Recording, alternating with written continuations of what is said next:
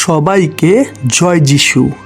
প্রভু যীশু খ্রিস্টের শক্তিশালী নামে আমি আপনাদের প্রত্যেককে হৃদয় দিয়ে স্বাগত জানাচ্ছি আমার এই চ্যানেল জীবন্ত ঈশ্বরের মণ্ডলীতে।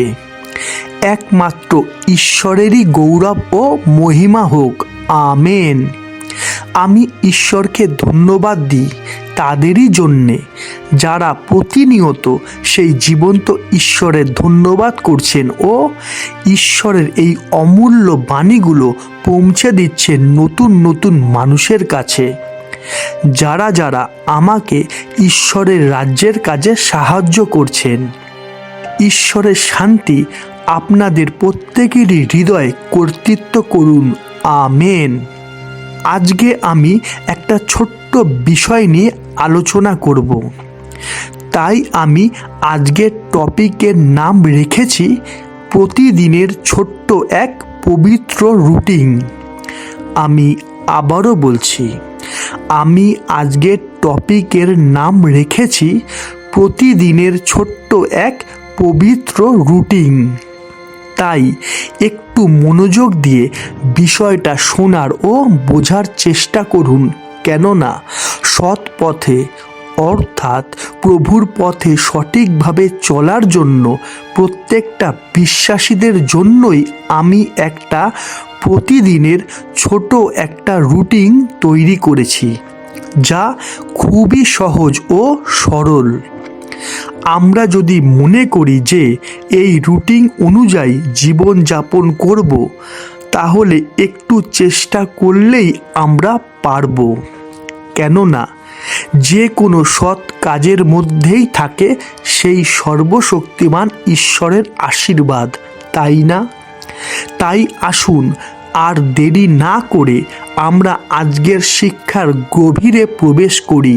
তাই হোক, আমেন। একটা পুরো দিন অর্থাৎ 24টা ঘন্টা, হ্যাঁ, একটা পুরো দিন অর্থাৎ 24টা ঘন্টা। আর এই 24 ঘন্টায় সৎভাবে পবিত্র জীবনযাপন করার জন্য আমি 4টে পয়েন্ট তৈরি করেছি। তাই প্রথমে আমাদের 4টে পয়েন্ট ভালো করে বুঝতে হবে। 1 নম্বর, ঘুম থেকে ওঠা। 2 নম্বর, রাতে শোয়ার আগে। 3 নম্বর, পুরো দিনটা।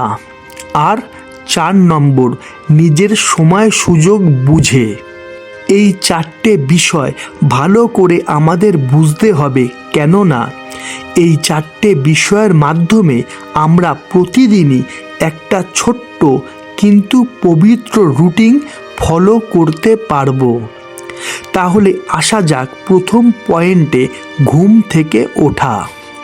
দেখুন, প্রতিদিনই আমরা ঘুম থেকে উঠি, তাই না? কিন্তু কেন ভেবে দেখেছেন কি কোনো দিন? ঈশ্বরের অনুগ্রহ, ঈশ্বরের দয়া, তাই তো আমরা একটা করে নতুন দিন দেখতে পাই। তাই ঘুম থেকে উঠে আমাদের প্রথম কাজ হওয়া উচিত সেই সর্বশক্তিমান ঈশ্বরকে ধন্যবাদ দেওয়া। যেমন, প্রভু তোমায় ধন্যবাদ দিই, কেননা তোমার দীপ্তি আমাদের উপরে উপস্থিত, তোমার প্রতাপ আমাদের উপরে উদিত হয়েছে। আমরা দীপ্তির রণসজ্জাকে পরিধান করেছি। প্রভু তোমায় ধন্যবাদ দিই, কেননা আমরা তোমার দয়াতেই সুস্থ, সবল, জীবিত ও মুক্ত আছি। তাই তো তোমায় খ্রিস্ট যিশুর নামে ধন্যবাদ, ধন্যবাদ, ধন্যবাদ, হালেলুয়া। যেমন লেখা আছে, আমরা দেখি বিলাপ 3 অধ্যায় 22 থেকে 24 পদ। সদাপ্রভুর বিবিধ দয়ার গুণে আমরা নষ্ট হই নাই, কেননা তাহার বিবিধ করুণা শেষ হয় নাই। নূতন নূতন করুণা প্রতি প্রভাতে, তোমার বিশ্বস্ততা মহৎ। আমার প্রাণ বলে, সদাপ্রভুই আমার অধিকার, এই জন্য আমি তাহাতে প্রত্যাশা করিব। হালেলুয়া। এই ছিল প্রথম পয়েন্ট। তারপরে আপনার দৈনন্দিন জীবনে যা যা করণীয় আপনি তাই করুন। এইবারে আমি আসি দ্বিতীয় পয়েন্টে, অর্থাৎ রাতে শোয়ার আগে। দেখুন, প্রচুর মানুষই আছে যারা রাতে শোয়ার আগে নিজেকে প্রভুর কাছে সমর্পণ করে আর বলতে থাকে যে আমি নিজেকে তোমার হাতে রাখলাম, তুমি আমাকে দেখো, রক্ষা করো, তাই না? কিন্তু এখানে আমার প্রশ্ন একটাই, যে পিতা ঈশ্বর আমাকে সারাটা দিন রক্ষা করলো, তাকে আবার এই কথা বলা যে আমাকে রক্ষা করো, এর অর্থ কি? এর অর্থ একটাই, হ্যাঁ, এর অর্থ একটাই, হয় আমার বিশ্বাস নেই, নয়তো ঈশ্বরের স্মৃতিশক্তি কমজোরি। তাই তো তাকে আবার রাতের বেলায় শোয়ার আগে মনে করিয়ে দিতে হয় যে আমি তোমার সন্তান, তুমি আমাকে রক্ষা করো, তাই না? একটু ভাবুন একটু, কেননা ঈশ্বরই আপনাদের বুদ্ধির দ্বার খুলে দেবেন। দেখুন, কে কি করছে অথবা ছোটবেলা থেকে কি শিখেছি সেইটা বড় কথা নয়, কিন্তু বড় কথা হলো ঈশ্বর তার বাক্যের দ্বারা আমাদের কি বলছেন। আমরা দেখি দ্বিতীয় বিবরণ 31 অধ্যায় 6 পদ, তোমরা বলবান হও ও সাহস করো, ভয় করিও না, তাহাদের হইতে মহাভয় ভীত হইও না, কেননা তোমার ঈশ্বর সদাপ্রভু আপনি তোমার সহিত যাইতেছেন, তিনি তোমাকে ছাড়িবেন না, তোমাকে ত্যাগ করিবেন না। হালেলুয়া। অর্থাৎ রাতে শোয়ার আগে আমাদের করণীয় একটাই, আর তা হলো পুরো দিনটার জন্য আর আগামী দিনের জন্য সেই সর্বশক্তিমান ঈশ্বরকে ধন্যবাদ দেওয়া যে আমি বিশ্বাস করি তুমি আমার সঙ্গে সদা সর্বদাই আছো, তাই তো আমার কোনো চিন্তা নেই। তাই তো আমি দৃশ্য অদৃশ্য সমস্ত বিষয়ের জন্যই খ্রিস্ট যিশুর নামে পিতা ঈশ্বরের ধন্যবাদ করি। হালেলুয়া। এই ছিল দ্বিতীয় পয়েন্ট, আশা করি পরিষ্কার। এইবারে আসি তৃতীয় পয়েন্টে, পুরো দিনটা, অর্থাৎ ঘুম থেকে ওঠার পরে রাতে শোয়ার আগে পর্যন্ত পুরো সময়টা আমরা যেন মন্দ আর মিথ্যে থেকে দূরে থাকতে পারি। যতই টাকার লোভ আসুক না কেন, যতই আমার প্রিয়জনের ব্যাপার হোক না কেন, আমরা যেন কখনোই মিথ্যে আর মন্দের সাহারা না নিই। হ্যাঁ, আমরা যেন কখনোই মিথ্যে আর মন্দের সাহারা না নিই। আমরা যেন ন্যায্য বিচার করি, আমরা যেন বুদ্ধিপূর্বক চলি, যা সম্ভব শুধুমাত্র ঈশ্বরের একটা বাক্য পালনেরই দ্বারা। এই ছিল তৃতীয় পয়েন্ট। এইবারে আসি শেষ অর্থাৎ চতুর্থ পয়েন্টে, অর্থাৎ নিজের সময় সুযোগ বুঝে। মানে প্রতিদিনেই আমাদের সময় ও সুযোগ বুঝে একটা টাইম বের করতে হবে, যে টাইমে আমরা বাইবেল পড়ব, অর্থাৎ ঈশ্বরের শাসন ও পরামর্শ গ্রহণ করব। এখানে একটা দরকারি কথা বলে রাখি, দেখুন, শুধু প্রতিদিন বাইবেল পড়লেই হবে না, কিন্তু বাইবেল পড়ার মাধ্যমে আমরা যে শিক্ষা পাই সেই শিক্ষাগুলো পরিস্থিতি অনুযায়ী পালন করতে হবে, আর তবেই আপনার বাইবেল পড়া কাজে লাগবে।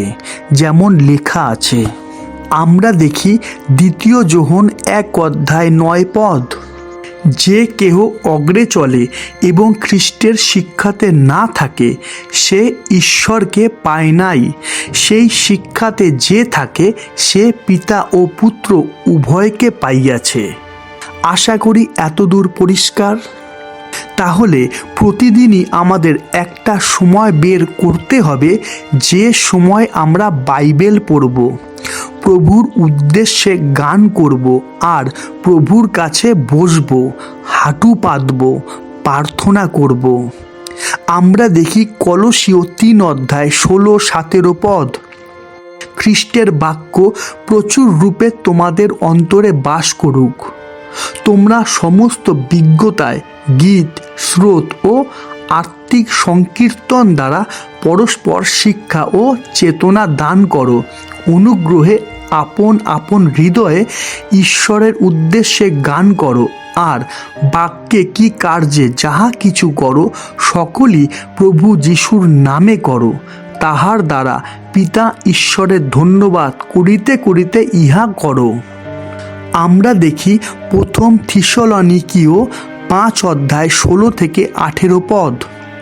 সতত আনন্দ করো, অবিরত প্রার্থনা করো, সর্ব বিষয়ে ধন্যবাদ করো, কারণ খ্রিস্ট যিশুতে ইহাই তোমাদের উদ্দেশ্যে ঈশ্বরের ইচ্ছা। হালেলুইয়া।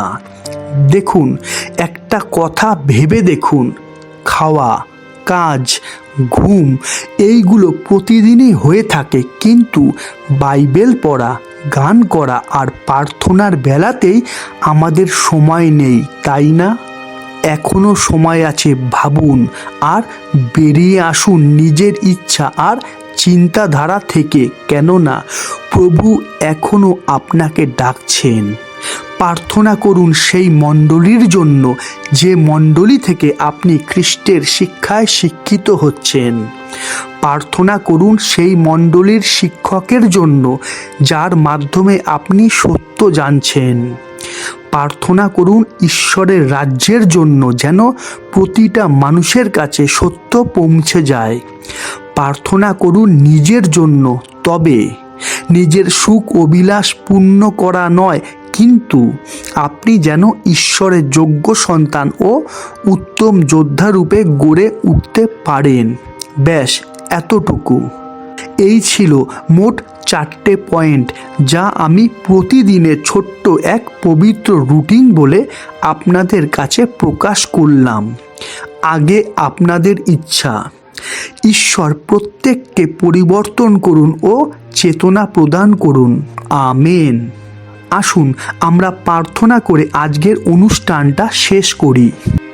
সর্বশক্তিমান পিতা ঈশ্বর, তোমায় ধন্যবাদ দিই, কেননা তোমার দয়া ও মহাকরুণার জন্যই গড়ে উঠেছে তোমার এই মণ্ডলী, যে মণ্ডলীর পালক স্বয়ং প্রভু যিশু।